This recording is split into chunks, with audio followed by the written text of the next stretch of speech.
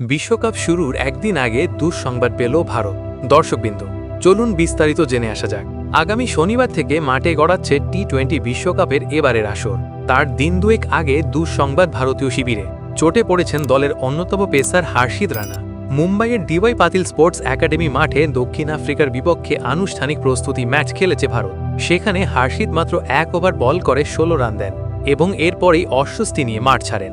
ম্যাচের বাকি সময় আর মাঠে ফেরেননি। নিজের করা একমাত্র ওভারটিতে হর্ষিতকে চোটে ভুগতে দেখা যায়। দুইবার তিনি রান আপ নেবার সময় মাঝপথে থেমে যান। কিছুক্ষণ পরই তাকে হাঁটু চেপে ধরে খুঁড়িয়ে খুঁড়িয়ে মাঠ ছাড়তে দেখা যায়। হর্ষিতের চোট নিয়ে তার সচিত্র এবং কোচিং স্টাফরা যথেষ্ট উদ্বিগ্ন। তবে ভারতীয় ক্রিকেট বোর্ডের পক্ষ থেকে এই নিয়ে এখনও আনুষ্ঠানিকভাবে কিছু জানানো হয়নি। ফলে হর্ষিতের চোট কতটা গুরুতর তা নিয়ে চিন্তা থাকছে। এদিকে অলরাউন্ডার ওয়াশিংটন সুন্দরেরও চোট রয়েছে। তাকে নিয়ে অনিশ্চয়তা আগে থেকেই ছিল। এবার হর্ষিতের চোট ভারতের দুশ্চিন্তা আরও বাড়ালো। তবে তাদের জন্য কিছুটা স্বস্তির খবর হলো চোট সারিয়ে মাঠে ফিরেছেন তিলক ভার্মা।